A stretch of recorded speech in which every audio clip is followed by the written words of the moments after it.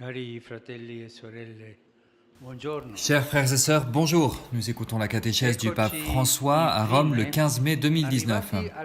Nous voici finalement arrivés à la 7e demande du Notre Père, mais délivre-nous du mal.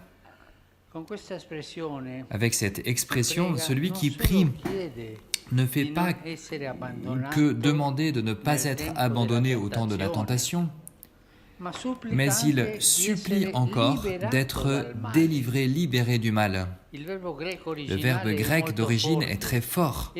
Il évoque la présence du malin qui tente à nous prendre dans ses griffes et à nous mordre, et dont l'on demande à Dieu la libération. L'apôtre Pierre dit encore que le malin, le diable, est autour de nous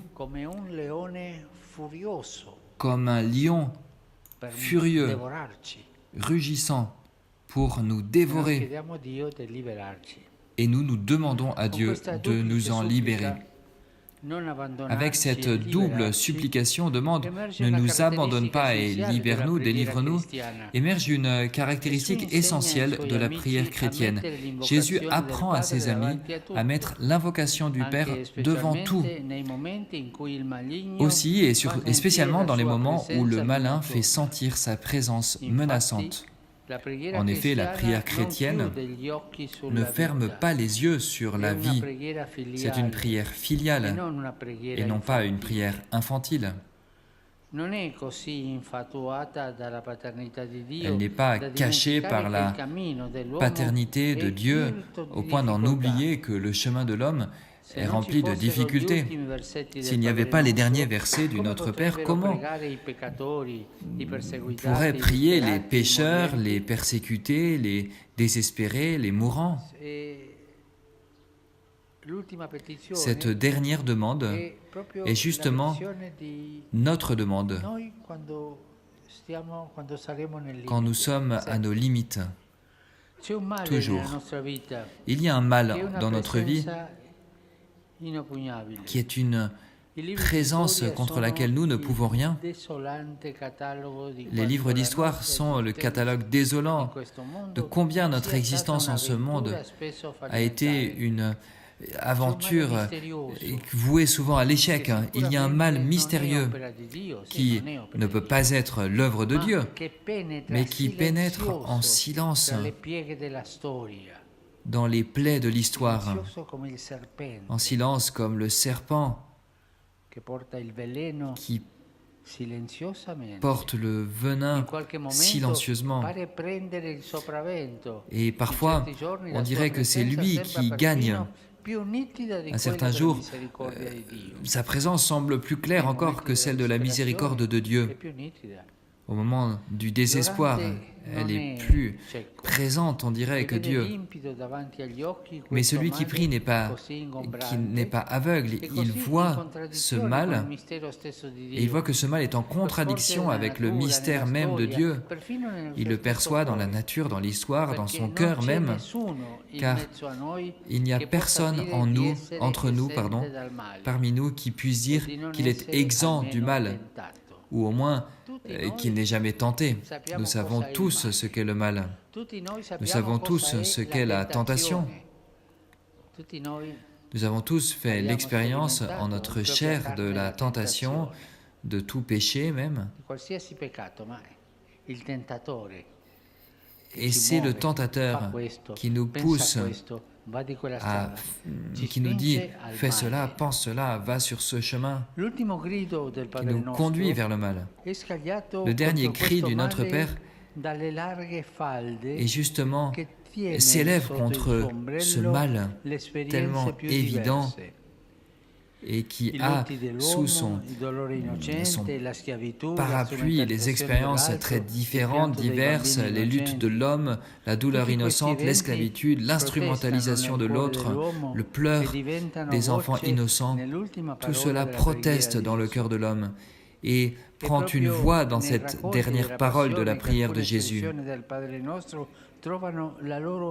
Et justement, dans les récits de la Passion, certaines expressions du Notre Père trouvent leur écho le plus impressionnant. Jésus dit « Père, Abba, tout est possible, éloigne de moi cette coupe, mais non pas ce que je veux moi, mais ce que toi tu veux. » Jésus fait l'expérience du mal. Non seulement la mort, mais la mort sur la croix, non seulement la solitude, mais aussi le mépris, l'humiliation, non seulement la tristesse, mais aussi la cruauté, l'acharnement contre lui. Voilà ce qu'est l'homme, un être dans la vie qui rêve d'amour et de bien, mais qui s'expose au mal soi-même et ses semblables, au point que nous pouvons être tentés de désespérer de l'homme. Chers frères et sœurs, Notre Père ressemble à une symphonie qui demande à s'accomplir en chacun de nous. Le chrétien sait que le pouvoir du mal est pesant, et en même temps il fait l'expérience que Jésus, qui n'a jamais cédé à ses séductions, Jésus est de notre côté et Jésus vient à notre aide. Ainsi, la prière de Jésus nous donne l'héritage le plus magnifique, le plus précieux, la présence du Fils de Dieu qui nous a libérés du mal, qui a combattu pour le convertir. À l'heure de cette lutte, de ce combat final, il demande à Pierre de laisser de côté son épée. Il assure aux larrons repentis le paradis. Il donne à tous les hommes qui sont autour de lui une parole de paix. Père, pardonne-leur, parce qu'ils ne savent pas ce qu'ils font. Du pardon de Jésus, sur la croix vient la paix, la vraie paix qui vient de la croix, le don du ressuscité, le don que Jésus nous fait. Pensez que la première salutation de Jésus ressuscité, c'est « La paix soit avec vous ». Paix à vos âmes, à vos cœurs, à vos vies. Et le Seigneur nous donne la paix, il nous donne le pardon.